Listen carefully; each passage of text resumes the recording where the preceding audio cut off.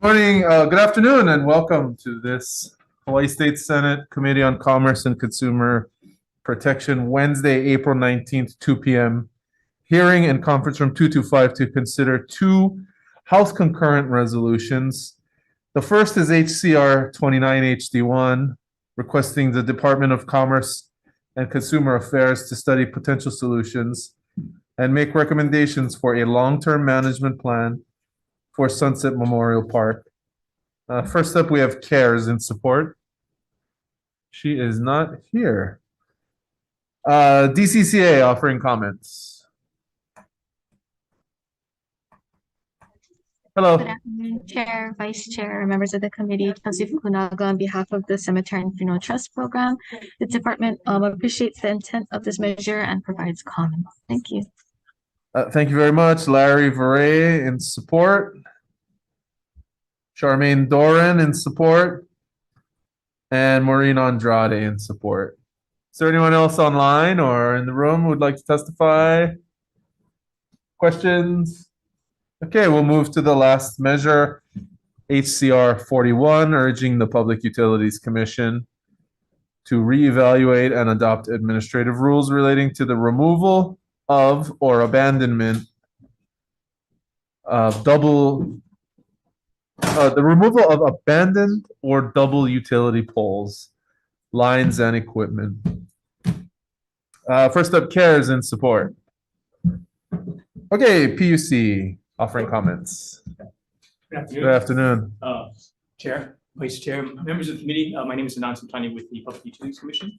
On behalf of Chair Leo Sanchin, we sent on a written testimony with comments. If you have any questions, I'm available. Thank you. Thank you.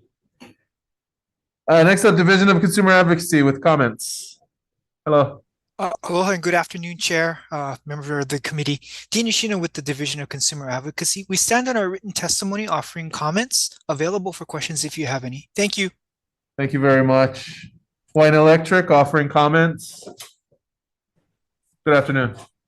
Hello, Chair, Vice Chair, members of the committee. My name is Paul Nakagawa, and I'm testifying on behalf of Hawaiian Electric, supporting the intent of HCR 41 and offering comments for consideration. I stand on my written testimony, and I will be available for questions. Thank you for this opportunity to testify. Thank you very much. And finally, we have Hawaiian Telecom offering comments. Okay, is there anyone else who would like to testify on this measure? Seeing none, members, questions? I have a question for the DCCA. No, actually, I'm sorry, not the DCCA. Well, not the Division of Consumer Advocacy. I have a question for the PUC. Yeah. Sure. The consumer advocate says in his testimony that this could be addressed not by administrative rules, but by order, and perhaps it should be because from his testimony, it looks like it's been 5 years. HECO committed to removing 1,000 poles a year, and 2,500 poles have come out. Right. So it looks like they are not on schedule. And I can tell you from personal experience, it does not appear that way because I have 2 poles outside my house, and one of them has either a cable or phone line hanging in my yard at this moment because of the wind last night. And both cable providers at this point are giving me the runaround about whose line it is to pull out of my front yard. So this is a great timed reso. So, okay, yeah. No, I mean, do you have a? Yeah, sure. So basically, we can look at it 2 tracks. One is the NESC update, right? The 2023 update in the HAR, right? So that one, we're technically looking at it right now in terms of updating it. The other track is actually addressing the abandoned and double poles, right? And that one, in the previous proceeding, we actually committed, HECO committed to, getting rid of those poles. Like I think that 14,000 at the time they estimated. And I know they're behind schedule and they're kind of at the midpoint of that 10-year plan. So I agree with it. We agree with the CA in terms of like that's one other option in terms of doing an order or opening a proceeding to monitor the progress, to make sure they meet that end goal of 10 years to have it all removed.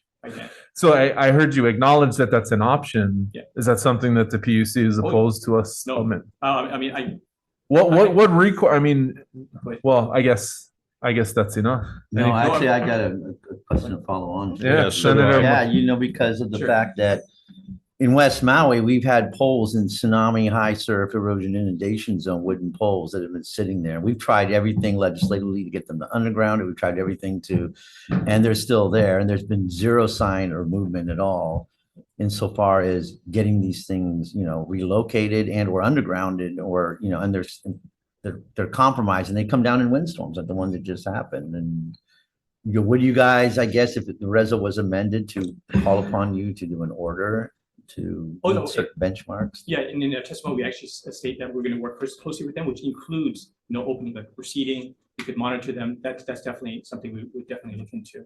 I mean, that's like I was saying, the second track is I think the rulemaking will take a lot longer. It's a lengthy process to do that. So that's why we kind of said that we still have to work with them closely, and there is a 10-year plan. One thing is we can work with the opening proceeding, do reporting requirements in terms of how often, what the status update basically. Another thing we could do is do a status conference or maybe an informal meeting just to kind of assess the situation, what the issue is, to identify, the goals moving forward. Identify also what exactly is their plan for connectivity beyond that. Like we have a lot of stuff in the Slurixa that they need to be proactive and move it way up. And not just further up the street, or perhaps now it's time to have that much needed conversation, which seems to die at the hands of utilities, which is undergrounding. And especially when these areas along the coastal areas that within 20 years are going to probably be underwater most of the time. So if there's any way to weave that into to get them to be more definitive in their planning and their relocation strategy, especially in these coastal areas and high wind areas, I'd appreciate it. So. And again, opening up the proceeding, we'll welcome other stakeholders, right, to invite comments and everything. We'll take that into consideration into putting an order into addressing the situation issue. Vice Chair? Yeah. Thank you. Sorry for arriving late, but I did want to follow up. I believe it was the consumer advocates recommendation that the PUC issue an order rather than relying on rulemaking. And it sounds like that's part of what your testimony today is focusing on. Does the PUC believe that it would be able to issue an order fairly quickly in light of a lot of the interest in this issue? In terms of like the timing and all, I mean, we're looking to proceeding, opening, potentially proceeding or putting an order out.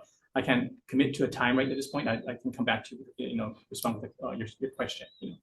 I think for the PUC, this issue has been around since 2008, when the first broadband task force issued its findings. And I think for all of the neighbor islands and Oahu, the biggest issue on the table at that time was pole attachments. And in the subsequent years, we have been through a lot of discussions with various entities. So now that at least the private sector stakeholders are also generally in agreement with expediting this process, it seems like a golden opportunity for the PUC and the department to move forward fairly quickly. Right, and then like I mentioned earlier, there was a proceeding when they transferred ownership from Hawai'i Tel to HECO, right, the poles, right?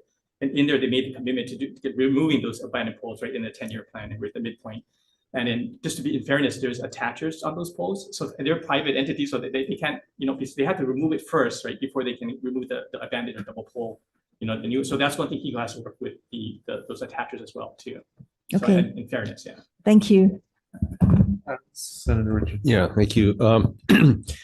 Again, I look at almost everything with a lens coming from agriculture.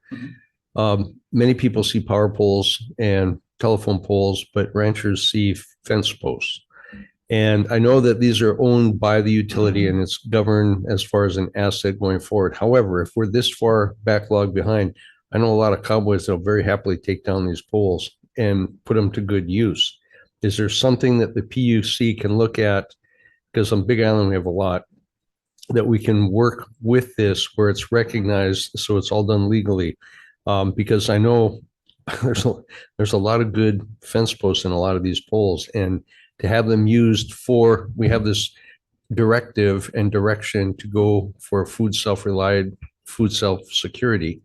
Well, we have to have good fences to get all this stuff done. So I want to throw that in the PUC's hopper and think about it to see if we can create a way forward. Because I understand it through the PUC and it's an asset that for the community benefit. However, if we're that far behind, let's think outside the box a little bit. So I'm going to put it to you now. Sure. and I'm going to come back and ask in a little while. Yeah, no problem. No, I understand. I think that if we open a proceeding, that could be one thing. We can open up to other comments, and like you said, they could come in and offer their comments and suggestions what to do, because we have to take in everyone's consideration, Right. On PECO's side, the consumer advocate as well. So that will all come into play, in terms of making a final order of decision. Okay. All right. So like I We'll said, definitely consider it. I mean, yeah, I'll, definitely I'll circle back around. Okay, So thank you, Chair. sure. Members, any other questions? Okay, well, because we're gonna change that one, we'll Yeah. recess for decision making.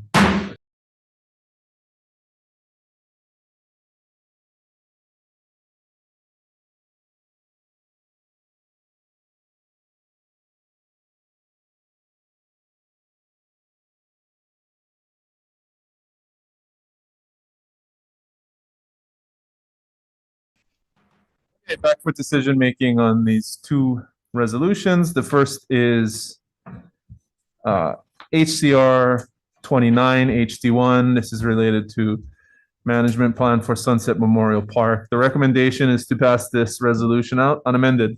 Any discussion? Seeing none, HCR 29 HD1, chair votes aye. Thank you. Vice Chair also votes aye. Senator McKelvey, Yes. Senator Richards, Aye. Senator Awam. Aye. Okay, measure is adopted. Thank you very much. The next measure is HCR 41. This is about double utility poles. After vigorous discussion, the recommendation is to amend this resolution. Instead of urging the PUC to adopt administrative rules, the recommendation is to urge the PUC to open a new proceeding relating to the removal of abandoned or double utility poles, lines, and equipment. And we're also going to add in a request that the PUC report back on the status of that proceeding prior to the opening of the next legislature. Any discussion?